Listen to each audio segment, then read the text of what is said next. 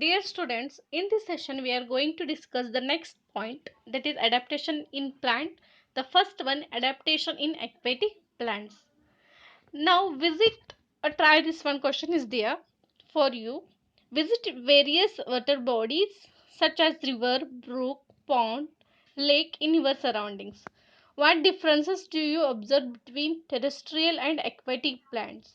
See, now it is a rainy season. You can go outside and visit the small ponds and rivers near you and try to observe the difference. Now let us learn the characteristics of what are the characteristics of aquatic plants. See, these are the aquatic plants, means the plants which are live in a water, those are called aquatic plants. See, some of the aquatic plants are firmly rooted in the soil at the bottom of water bodies. Their stems are submerged while leaves and flowers float on the surface. However, some plants are entirely afloat. Their roots are not anchored in the soil. The surface of a leaves and stems of many aquatic plants are covered with a waxy layer. The leaves of some aquatic plants are thin, slender like a ribbon. This shape helps them to withstand fast current of water.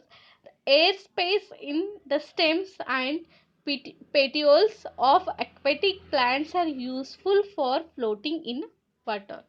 See, some aquatic plants are firmly rooted in the soil, and whether some the leaves and flowers are float on the surface of water. Other the surface had covered with a waxy layer in aquatic plants, and they are also very thin and ribbon like structures.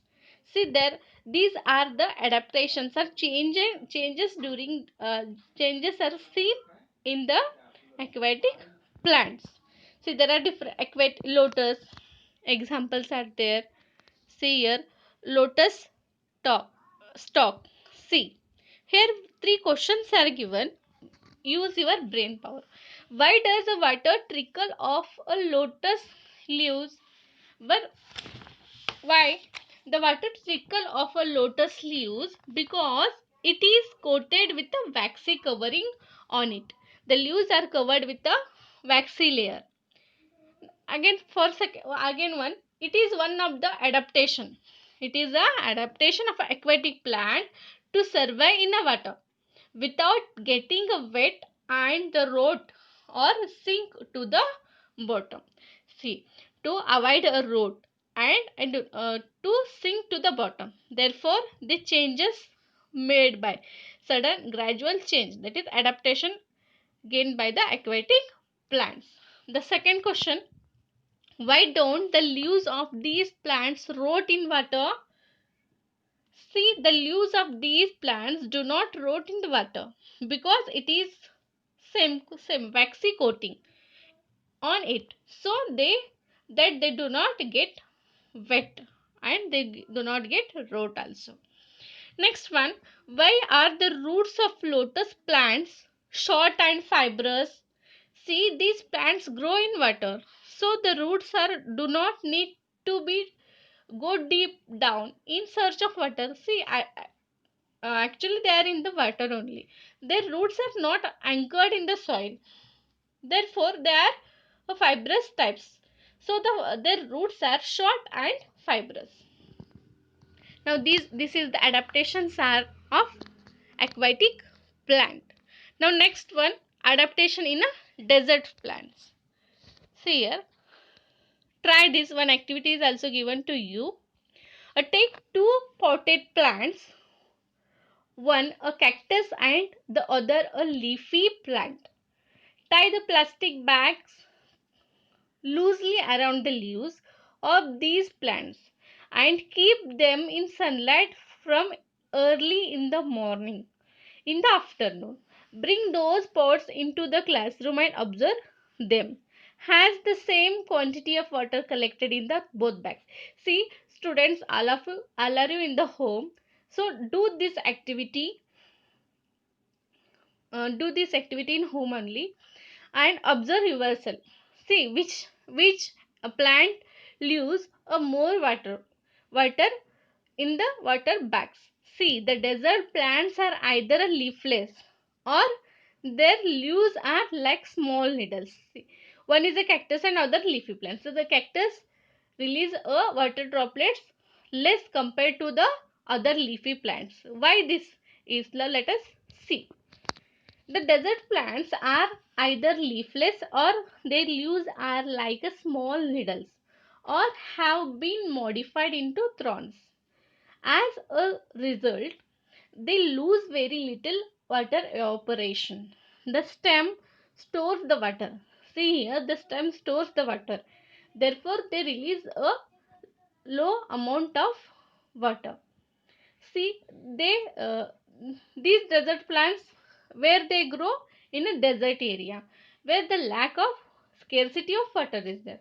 Therefore, they loses a less amount of water. The stems are green as they perform photosynthesis, but also they perform a photosynthesis because the leaves are green because of a chlorophyll pigments. See, the roots penetrate deep into the soil and some roots spread away into the soil in search of water. See, they penetrate deep into the soil and they for the search of the water. There is a thick layer of a waxy substance on the stem of these plants too. See here, waxy substance, thick layer of waxy substance is also there on these plants. See, this is the adaptations in a desert plant. Student, now let us learn the next point. Adaptations in plants of snowy region. Can you tell? This answer you have to tell by recording on your mobile phone and send to me on WhatsApp number. In what way are sloping branches useful to plants in a snowy region? You have to tell me, record me and send it to me back.